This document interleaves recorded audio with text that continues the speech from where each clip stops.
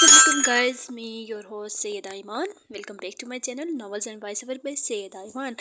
Okay so आज मैं अपने एक नए नावल के साथ आपकी खिदमत में हाजिर हूँ। ये नावल कैसा है कैसा नहीं है मुझे खुद इस चीज़ का आइडिया नहीं है, क्योंकि मैंने भी अभी तक ये नावल नहीं पढ़ा। मैंने आपके साथ ही इस नावल की शुरुआत करनी है।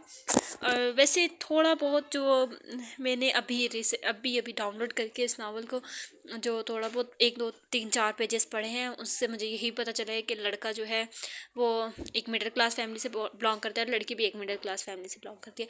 और दूसरा ये है कि लड़का भी सांवले रंग का है और लड़की ही भी सांवले रंग की है। तो इस तरह की स्टोरी है। अब आगे मुझे नहीं पता क्या होगा क्या नहीं होगा, आपके साथ ही मैं पढ़ूँगी। तो चलें हम लोग शुरू करते हैं। अल्लाह मिलाई जोड़ी bye Laiba Saeed. Okay so हम स्टार्ट करते हैं। ओहो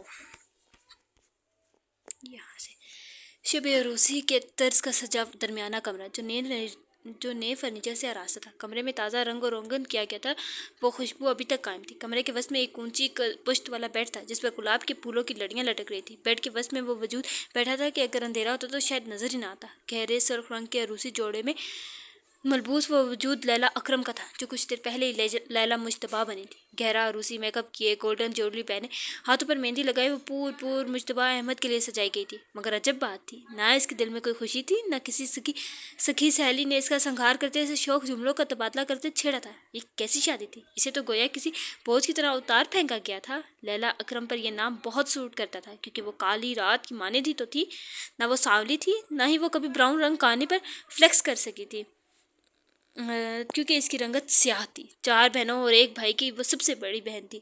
इसके बाकी बहन भाई एक से बढ़कर एक थे। सबसे खूबसूरत तो महागुल थी, बिल्कुल अपने नाम की तरह गुलाब के फूल जैसी। वो अक्सर इसे छेड़ा करती थी कि अम्मा अब्बा ने लैला बाजी को अफ्रीका से इम्पोर्ट किया है, और वो बस मुस्कुरा देती। ख़ानदान की हर दावत के बाद इस पर एक जलजिला टूटता था। माँ सबकी बातें सुनने के बाद सारी तल्खी इस पर निकालती थी, गोया स्याह रंगत में इसका कोई कसूर हो। रोज़ नित नए नुस्खे, क्रीमें और न जाने क्या क्या वो अपनी 22 साल ज़िंदगी में इस्तेमाल करती आई थी। पढ़ने का बहुत शौक था, मगर एफ ए के बाद पढ़ाई को खैराबाद कह दिया। वजह माली मसाइल नहीं थे। इनके वालिद की शहर की मारूफ मार्केट में कपड़े की बड़ी दुकान थी। वजह इसका एतमाद था। इसने होश संभालते ही ये सुना था कि इसमें कोई नुस्ख है। एक दिन आईना देखा तो पता चला कि क्या नुस्ख है। गहरी स्याह रंगत को ये माशा नक्सी तो कहता है। क्लास के बच्चे इसे साथ बैठने न देते, गोया वो निट्स हो। कोई इसे काली माता कहते तो कोई इसको इसके मज़हब की फ़िक्र होती। मुसलमान तो इतने स्याह नहीं होते, तुम ईसाई हो क्या? ये जुमला भी इसे रट चुका था। आने वाले सालों में इसका सारा एतमाद ले उड़ा। कॉलेज में नित नए फैशन करने वाली लड़कियों के सामने वो इतना दबती थी कि ना ही अच्छे नंबर ले सकी और ना ही यूनिवर्सिटी में दाखिला। 4 साल पहले इंटर पास करने के बाद इसने खुद को अपने कमरे में कैद कर लिया था। इसके ख़ानदान में सारे मुकम्मल थे, कद काठ में, रंगत में, नैन नक्श में। सिर्फ 2 लोग थे जो नामुकम्मल थे, एक लैला अकरम और एक मुश्तबा अहमद। और अल्लाह ने इनकी जोड़ी मिला दी थी। महीना पहले ही तो रिश्ता हुआ था। और मागुल हंसते हुए कह रही थी, अल्लाह मिलाई जोड़ी, एक अन्ना अंधा ते एक कोड़ी। मागुल बाज़ औक़ात बहुत तल्ख़ जुमले कह जाती थी, बल्कि ख़ानदान के तमाम मुकम्मल लोग ही इन दोनों का मजाक उड़ाते थे, और ख़ानदान की दावत में वो दोनों खुद ही गायब होते थे। बड़े अरसे तक इसने अपने इस नुक्स की वजह से आंसू बहाए थे। अनगिनत बात इसका दिल टूटा। लोगों के जुमले कानों में तेज़ाब की तरह लगते थे, मगर आहिस्ता आहिस्ता वो समझ गई कि अल्लाह ने कहीं भी स्याह रंगत को नहीं कहा, बुरा नहीं कहा, बल्कि अल्लाह ने किसी का दिल दुखाने वाले को बुरा कहा है। तो लैला अकरम बुरी नहीं थी, वो मुकम्मल लोग बुरे थे। खैर, जोड़ी तो इनकी वाकई अल्लाह मिलाई थी। स्याह रंगत की हामिल 5 फुट 1 इंच कद वाली लैला के लिए किसी गोरे चिट्टे का रिश्ता थोड़ी आना था। इसके लिए 5 फुट 10 इंच सावली रंगत वाले और पतली जिसामत वाले मुश्तबा अहमद जैसे शख्स का ही रिश्ता आना था, जिसके पास अभी तक कोई मुस्तकिल नौकरी भी नहीं थी। मुश्तबा ने MA इकनॉमिक्स किया था और अभी तक बेरोज़गार था। वो आर्जी तौर पर मुख्तलिफ कॉलेजेस में लेक्चर्स देता था, कभी कभार अकेडमी में पढ़ा देता था। ताई अम्मा ने लैला का रिश्ता मांगा तो अम्मा ने फ़ौरन हाँ कर दी। अम्मा घर मर्द की जेब से चलते हैं और शादी औरत के हुस्न से कामयाब होती है। रिश्ता आने के अगले दिन इसने मागुल की बात सुनी। क्या करूं फिर? बिठाए रखूं इसे अपने सीने पर? बाकियों का ना करूं? 1 साल छोटी है तू इससे, तेरे रिश्ते आ रहे हैं, मगर इसे कोई नहीं ले रहा। वो रज़ाई टांगते हुए बड़ी तल्खी लहजे में बोली। लैला ने इनकी बात सुनकर चुप साध ली। इनकार करने की ना औकात थी ना इजाज़त। सो आज वो रुखसत होकर मुश्तबा अहमद की सेज पर आ बैठी थी। अपनी स्याह हथेलियों पर नजरें जमाए वो अपनी अब तक की जिंदगी को याद करती। कोई भी वाकया खुशगवार नहीं था। वाकया जिंदगी न जाने कैसी गुजरनी थी। एक लंबी सांस फजा के सपोर्ट करती वो सर उठाकर कमरे में नजर दौड़ाने लगी। घड़ी 12 बजा रही थी और वो 9 बजे से कमरे में थी। मुश्तबा अब तक नहीं आया था। अभी वो इधर उधर देख ही रही थी जब कमरे का दरवाजा खोला और वो अंदर आया। लैला सरद से सर झुका गई। वो धीरे धीरे चलता इसके पास आ बैठा। सफ़ेद कुर्ता पजामा पहने पतली जसामत वाला वो मर्द कुछ तौक़ुफ़ बाद इसके पास बैठ गया। अस्सलाम वालेकुम। इसकी आवाज़ बहुत भारी थी। लैला ने आज गौर किया था। माजरत, आपको इंतज़ार करना पड़ा, वो बोला तो लैला ने सर उठाया तो नज़रें इसके बाहम एक दूसरे में पेवस्त हाथों पर गई। इसके हाथों की नसें उभरी हुई थी। लैला को इसके हाथ अच्छे लगे थे। आप चेंज कर ले लैला, अगर थकावट महसूस करी है तो, वो झिझक कर बोला था। दोनों की आपस में कोई बेतकल्फ़ी नहीं थी, बल्कि बाकी तमाम कज़न्स एक दूसरे से काफ़ी हद तक फ्रैंक थे। लैला सर हिलाकर उठ खड़ी हुई। कदम नीचे रखे तो चप्पल नहीं थी, इसकी हील ही थी जो इसने उतारी थी। वो शशपंज में खड़ी टांगे लटकाई यूं ही सोचने लगी कि क्या करे। मागुल ने चप्पल तो रखी थी सूटकेस में, लेकिन वो कहाँ थी और किस में थी ये इसे याद नहीं था। उफ, अब सारे सूटकेस खोलने पड़ेंगे, वो दिल ही दिल में सोचने लगी। काश गुल को ही कह दिया होता। क्या हुआ? इसे शशोपंज में मुब्तला देखकर वो बोला। वो चप्पल नहीं है मेरे पास, वो टक कर बोली। इसकी मलकियत में आए पहली दफ़ा बोली थी तो फितरी झिझक आड़े आ रही थी। अच्छा, ये पहन ले। वो बेड के पास पड़ी अपनी चप्पल इसके आगे रख के। लैला ने झिझकते हुए वो चप्पल पहन ली, मगर इसे लगा कि शायद चप्पल ने ही इसे पहन लिया। भारी लहंगा और बड़ी चप्पल पहनने के नतीजे में वो अगले ही पल लड़खड़ाई, मगर मुश्तबा ने इसे बाजू से थाम कर गिरने से बचा लिया। वो गिरने के डर से इसकी कमीज़ को सीने से मुट्ठियों में जकड़ गई, जबकि बड़ी बड़ी स्याह गहरी आंखों खौफ व हिरास से फैल गई। ध्यान से, वो बोला तो इसकी आवाज़ और गर्म सांसें सीधा लैला के दाएं कान से टकराई। वो झुरझुरी ले उठी। यहाँ बैठे। वो इसे सारा देदा बेड पर वापस बैठा गया। लैला धड़कते दिल से इसे अलमारी की तरफ जाता देखने लगी। कुछ लम्हों बाद वो पलटा तो हाथ में एक चप्पल का डब्बा था। आपकी ज़रूरत की कुछ चीज़ें मैंने चंद दिन पहले ही ली थी। इस खाने में बाकी चीज़ें भी हैं, टूथब्रश, फेस वॉश वगैरह। वो अलमारी की तरफ इशारा करता। लैला सर हिला गई। वो जूते का डब्बा खोलता स्याह रंग की इस नफीस से चप्पल को इसके पैरों में रख गया। पहले इसे गायब दिमागी से अपनी तरफ देखता पाकर वो बोला तो लैला ने वो चप्पल पहन ली। वो इसके पैरों में बिल्कुल फिट थी। वो हैरानी से देखने लगी, भला इसे इसके नंबर का कैसे पता। अपना एक ट्राउज़र शर्ट लेकर वो वॉशरूम में गायब हुआ तो वो उठ के ड्रेसिंग टेबल के सामने जा खड़ी हुई। धीरे धीरे वो अपना जेवर उतारने लगी। शुरुआत हाथों की से की थी। अंगूठियाँ उतार कर इसने चूड़ियाँ और कंगन उतारे। भारी जोड़े में इतनी देर से खड़ी वो हाम सी गई थी। तभी तौलिए से सर पहुँचता मुश्तबा वॉशरूम से बाहर निकला। इसे दुपट्टे से लजता देख वो इसके पास चलाया। लैला खुद को मसरूफ़ जाहिर करने लगी। मुश्तबा ने तौलिया पास लगे स्टैंड पर लटका कर कोने में पड़ा स्टूल खींचकर इसके पास रखा। इस पर बैठ जाएं, मैं मदद कर देता हूँ आपकी। वो सादगी से बोलता इसका दिल धड़का गया। दुपट्टा पिनों से आज़ाद करके मुश्तबा ने इसके वजूद से नहीं उतारा था। वो इसकी शर्म हिया समझ जाता। एक एक करके वो इसके जोड़े में लगी सारी पिनें उतार गया। शुक्र। लैला ने बेसाख्ता ही शुक्र का सांस लिया। पार्लर वाली ने ना जाने कौन कौन सी स्प्रे इसके बालों में की थी कि इसके बाल अकड़ चुके थे। इस वक्त वो बस बाल धोकर पुरसकून होकर सोना चाहती, मगर ख्वाहिशात किसी और की ताबे हो चुकी थी। सारी पिनें उतार कर मुश्तबा अब इन्हें इकट्ठा कर रहा था। लैला ने नोट किया वो काफ़ी नफासत पसंद था। तभी वो हाथ बढ़ाकर गर्दन में पहना हार उतारने लगी। भारी दुपट्टा इसके कंधों पर पड़ा था। दोनों हाथ उठाकर इसने नेकलेस की डोरी खोलने की कोशिश की, मगर वो शायद बालों में अटकी थी। खींचने पर इसकी बेसाख्ता आ निकली। अरे रुके, मैं कर तो रहा हूँ। वो फ़ौरन इसके हाथ थाम कर ज़रा खफकी से बोला और बहुत आराम से इसकी डोरी खोली। आपके कपड़े भी इधर अलमारी में हैं। इसकी ज्वेलरी को बस समेटता वो मसरूफ़ से अंदाज में बोला। लैला ने एक गहरे नीले रंग का लॉन का जोड़ा निकाला और वॉशरूम में घुस गई। कुछ देर बाद नहा कर निकली तो वो खाने की ट्रे और चाय के कप लिए बैठा इसी का इंतज़ार करता। बाहर वो वॉशरूम से ही खुश कर आई थी, सो बाहर आकर बस दोनों साइड से पकड़कर एक छोटा सा कैचर लगा लिया। खाना खा ले, फिर चाय ठंडी हो जाएगी। वो दोनों नहायत सोच समझ कर और नॉर्मल अंदाज में बात करते। लैला तो अपनी फितरी झिझक के बायस ज़्यादा बात नहीं करती, मगर इन दोनों की बात ना करने की दूसरी बड़ी वजह इनकी खुद की ज़ात थी। दोनों में ही एतमाद की कमी थी। लैला हिम्मत मजबूर करती सोफे पर बैठ के, वो मेरा शोर है, मुझे इतना हिचकिचाने की ज़रूरत नहीं है। वो तहैया कर चुकी थी। वो मेरी बीवी है, अगर मैं ही ग्रेस करूँगा तो रिश्ता आगे कैसे बढ़ेगा। दूसरी तरफ भी इरादे बख्ते थे। लैला ने एक ही प्लेट में सालन निकाला तो मुश्तबा हैरान हुआ, मगर जब इसने पहला लुकमा इसके मुंह से के सामने से किया तो अब की बार लैला हैरान है और फिर दोनों हंस दिए।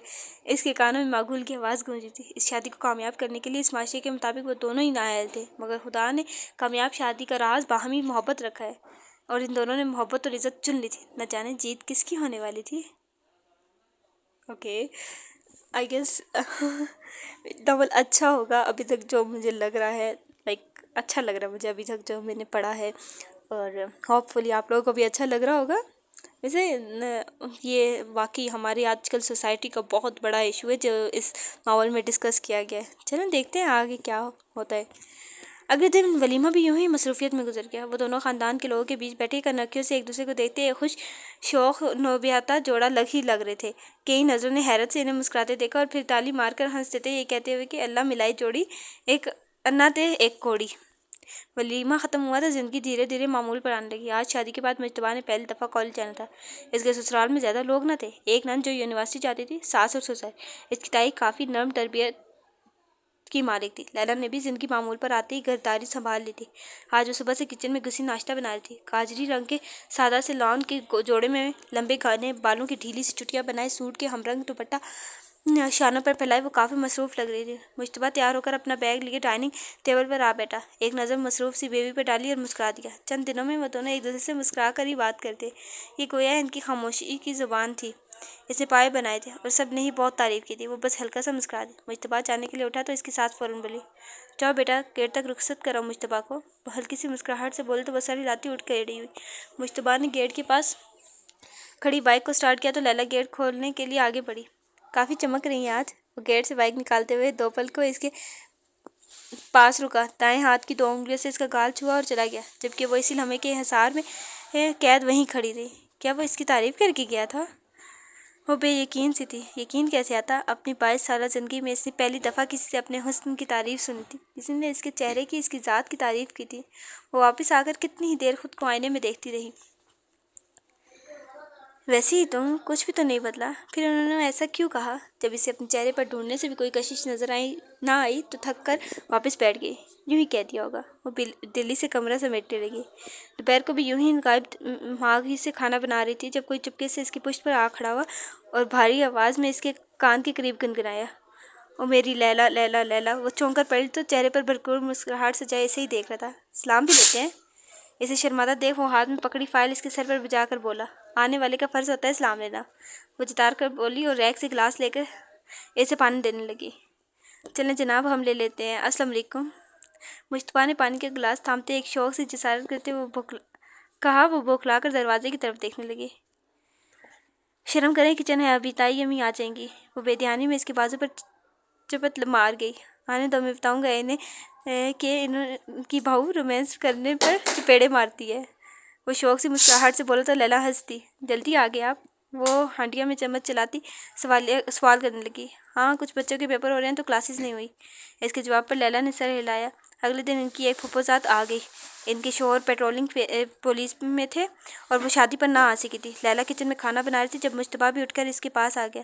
ایک تو اسے لوگوں میں بیٹھنے اور بات کرنے کا کوئی تجربہ نہیں تھا، دوسرا اس نے لیلا کی کھانا بنانے میں مدد کرنے کا سوچا تو کچن میں چلا آیا. ان کی پھپھوزاد فرحین کے 2 بچے تھے جبکہ کچھ خاندان میں سب سے بڑی کزن ہونے کا رعب تھا اور کچھ ان کے شوہر کی نوکری کا کہ خاندان میں ہر کوئی ہی ان سے دبتا تھا. لیلا کی امی کو فرحین کے آنے کی خبر ہوئی تو وہ بھی چلی آئیں.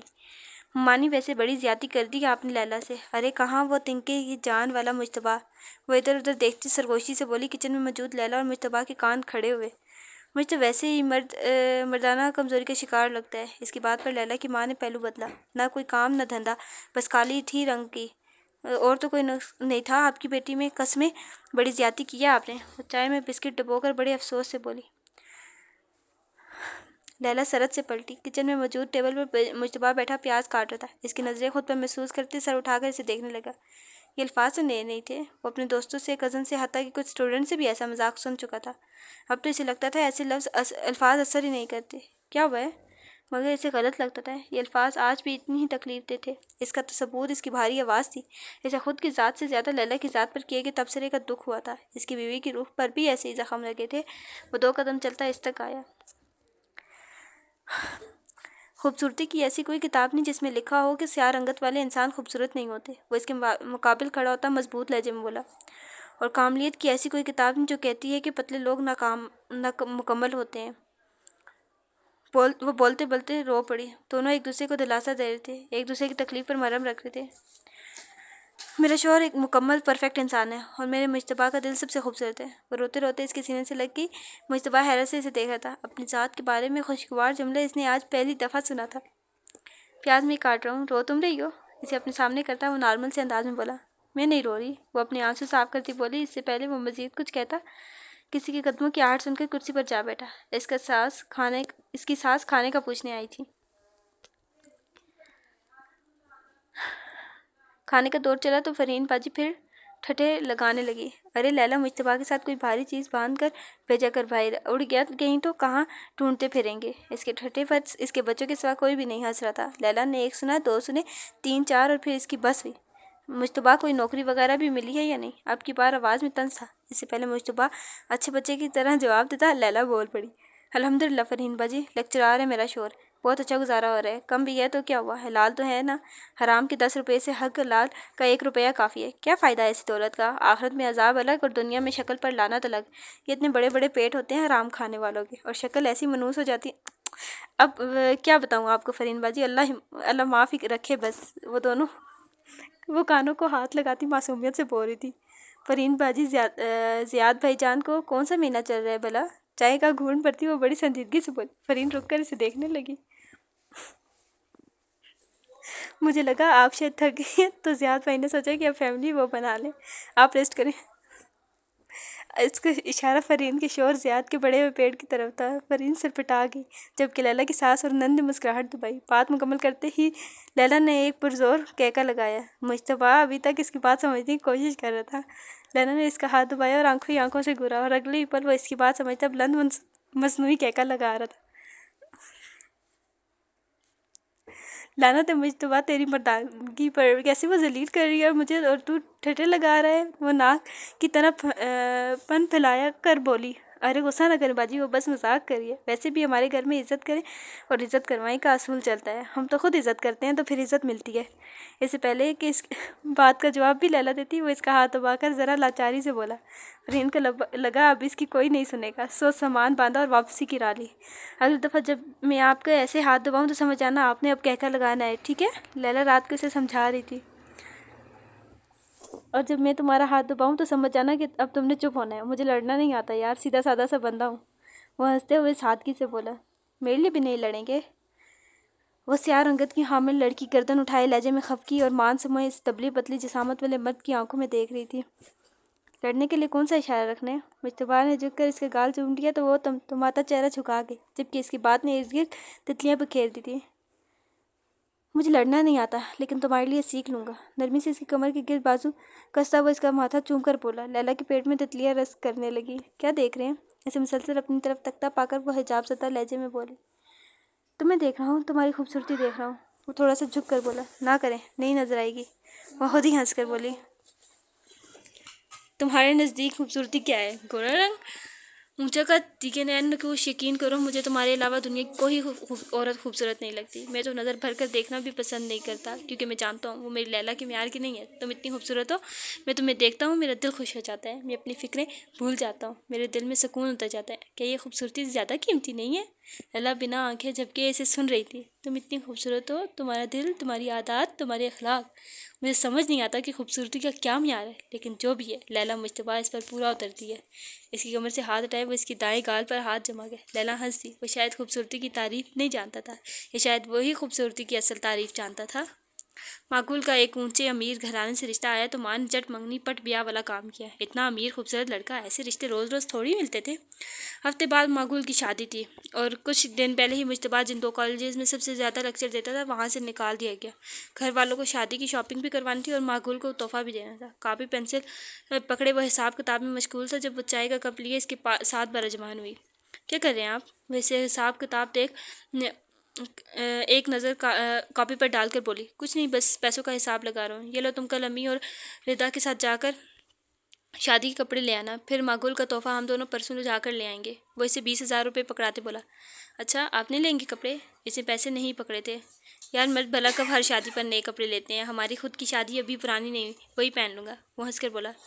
تو جناب یہ بھی جان لے کہ ہر شادی پر نئے کپڑے فضول خرچ اور خواتین ہی بناتی ہیں، اور آپ کی لیلا فضول خرچ ہرگز نہیں ہے۔ وہ آپ کی لیلا بڑا اترا کر کرتی تھی۔ شادی پر اتنے کپڑے بنائے تھے، وہی پہن لوں گی، وہ سکون سے کہتی اسے پرسکون کر کے۔ ویسے بھی کچھ دن پہلے ہی اس نے اپنی اور مجتبیٰ کی شاپنگ کی تھی۔ وہ جو منہ ہی بامشکل دھوتی تھی اب باقاعدہ اپنے کلر کمپلیکشن کے حساب سے اپنے کپڑے سلیکٹ کرنے لگی تھی، میک اپ اپنی اسکن ٹون کے مطابق کرنے لگی تھی، اور صرف خود ہی کوئی نہیں، اس نے مجتبیٰ کے اسٹائل کو بھی کافی بدل دیا تھا۔ گوگل سے اس کی باڈی ٹائپ کے مطابق کپڑوں کے اسٹائل تلاشتی، بالوں کے اسٹائل، اور پھر وہی تصویر دے کر اسے سختی سے سرزنش کرتی کہ باربر سے کہنا ایسے ہی بال کاٹے۔ وہ جان گئی تھی کہ لکس معنی رکھتی ہیں، بلکہ آپ کا اسٹائل اور آپ کی شخصیت معنی رکھتی ہے۔ یہ دونوں چیزیں ہی کسی دیکھنے والے کو آپ کی طرف راغب کرتی ہیں۔ ان دونوں چیزوں کو دیکھ کر ہی لوگ آپ سے متاثر ہوتے ہیں۔ آج گل کی مہندی تھی اور ہر بار کی طرح اس دفعہ وہ دونوں کسی اندھیرے کونے میں نہیں بیٹھے تھے، بلکہ ایک ٹیبل پر بیٹھے خوش گپیوں میں مصروف تھے۔ لیلا اسنیپ چیٹ کا ہر فلٹر لگا کر ایک سیلفی لیتی اور پھر خود ہی کھلکھلا دیتی۔ تصویریں بنا کر فارغ ہوئی تو ریلز دیکھنے لگی، گویا وہ دونوں اپنی ہی دنیا میں مصروف تھے۔ پوری محفل میں چمکدار آنکھوں والے تمتماتے چہرے اور گالوں پر ہمہ وقت گلال کھلائے لیلا مجتبیٰ چھائی ہوئی تھی۔ مجتبیٰ اور لیلا کے قہقہوں سے لوگ مڑ مڑ کر انہیں دیکھ رہے تھے۔ آپ کی بہو بہت خوبصورت، بااخلاق اور نیک بچی ہے، اللہ نصیب اچھے کرے۔ وہ آج زندگی میں پہلی دفعہ ہر کسی سے خود مل رہی تھی۔ تائی جان کی موجودگی میں وہ سبھی عورتوں سے جھک کر سلام لیتی، ہم عمر لڑکیوں کو ہیلو ہائی کرتی۔ شادی سے پہلے والی لیلا نہیں لگ رہی تھی، مگر جہاں اتنی محبت ہو وہاں حسد بھی تو ہوتا ہے نا۔ مہندی کی رسم سے فارغ ہو کر سبھی مہمان کھانا کھا رہے تھے، جبکہ اس کے کسی کزن نے قصہ چھیڑا۔ یار میرا نا ایک دوست تھا، اس نے ویزے کے لیے ایک افریقن سے شادی کر لی۔ ہم کہتے تھے بھائی اصل اندھیرا تمہاری زندگی میں آیا ہے، وہ بے ڈھنگا سا کیکر لگا کر بولا۔ ٹیبل پر موجود سبھی نے اس کی بات پر نظر اٹھا کر لیلا کو دیکھا، جبکہ مجتبیٰ کھانے سے ہاتھ روک چکا تھا۔ بھائی بیوی ایسی ہو کر دیکھ کر دل خوش ہو جائے، نہ کہ ایسی کی شکل دیکھ کر الٹی کرنے کو دل کرے۔ وہ سیدھی سیدھی چوٹ کر رہا تھا۔ لیلا نے ایک نظر مجتبیٰ کی بھینچی ہوئی مٹھیوں کو دیکھا اور دھیرے سے اس پر اپنا ہاتھ رکھ گیا۔ جنید بھائی بالکل ٹھیک بات کیا آپ نے، خیر صدف اور ردا بھی ماشاءاللہ بہت خوبصورت ہیں، اور میں نے تو مجتبیٰ کو کھلی اجازت دی ہے دوسری کیا تیسری اور چوتھی شادی کی بھی۔ وہ جنید کی بہنوں کا نام دے کر بولی۔ لیلا کی ماں اپنی بیٹی کو حیرت سے دیکھ رہی تھی، بھلا وہ اتنی بااعتماد کب ہوئی، اسے تو بولنا بھی نہیں آتا تھا۔ کیا بکواس کری ہو لیلا، ردا ایک دم چیخ کر بولی۔ ارے چندا، مجتبیٰ کو ایسی زبان دراز لڑکیاں بالکل پسند نہیں ہیں، وہ بڑے لاڈ سے بولی اور ساتھ ہی اپنا ایک کہکا لگایا، جبکہ اس دفعہ مجتبیٰ کو اشارہ دینے کی ضرورت نہیں پڑی تھی، اس کی خود ہی ہنسی نکل، صرف اس کی ہی نہیں اور بھی کئی لوگوں کی اس کی بات کا مطلب سمجھ کر مسکراہٹ دبا گئے۔ مذاق کری ہو یار، ہم اتنے کلوز ہیں ایک دوسرے کے، اتنا مذاق تو چلتا ہی ہے نا۔ وہ کندھے اچکا کر بولی، اتنا عرصہ ہم نے بھی تو تم لوگوں کا مذاق سہایا ہے، کچھ اپنا دھوکہ بھی چاٹو تم سب لوگ۔ بڑے لوگوں پر ہاتھ اٹھا کر اپنے ہاتھ گندے کرنے سے بہتر ہے کہ بندہ انہیں نظر انداز کرے اور خود کہکے لگائے، کہکے کی چوٹ زیادہ گہری ہوتی ہے۔ اس کی شرٹ کے کالر ٹھیک کرتی وہ بولی۔ کھانا کھا کر وہ لوگ ایسے ہی ادھر ادھر گھوم رہے تھے۔ سر میم ایک فوٹو پلیز۔ تبھی کیمرہ مین ان کے پاس چلا آیا۔ مجتبیٰ نے مسکراتے ہوئے اس کی کمر پر ہاتھ اور دوسرے ہاتھ پجامے کی جیب میں گہرے سبز رنگ کے بھاری کامدار سوٹ میں ملبوس لیلا مجتبیٰ مہندی رنگ کے کرتے اور سفید پاجامہ زپٹن کیے مجتبیٰ کے پہلو میں کر دی۔ تصویر بالکل مکمل تھی، وہ دونوں ایک دوسرے کو مکمل کر رہے تھے۔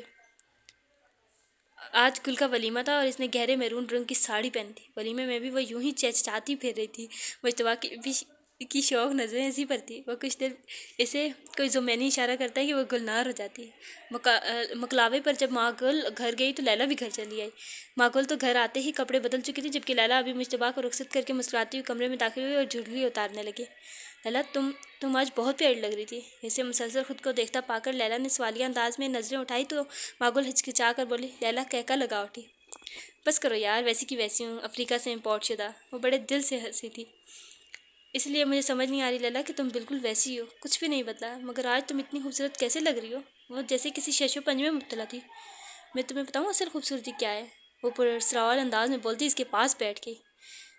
حسن تو وجود ہی نہیں رکھتا، یہ تو محبت ہے جو نظروں میں ہے اور جو نظروں سے ہی دیکھی جاتی ہے۔ تم محبت بھری نظروں کو حسد والی نظروں سے نہیں دیکھ سکتی، دیکھو گی تو حسن نظر نہیں آئے گا، بدصورتی ہی نظر آئے گی۔ وہ مسکرا کر بولی۔ او مائی گاڈ، واقعی یہ بہت کیا کہتے ہیں ویلڈ پوائنٹ ہے، اور اسی طرح ہمیں کرنا چاہیے۔ یہ جو لوگ لائک سانولے جو ہماری سوسائٹی میں لوگ ہوتے ہیں، انہیں بہت حقارت بھری نظروں سے دیکھتے ہیں اور بری نظروں سے دیکھتے ہیں اور کہتے ہیں یہ تو کالے ہیں، تو یہ ہماری سوسائٹی سے بلانگ نہیں کرتے، یا یہ ہمارے اسٹیٹس سے میچ نہیں کرتی۔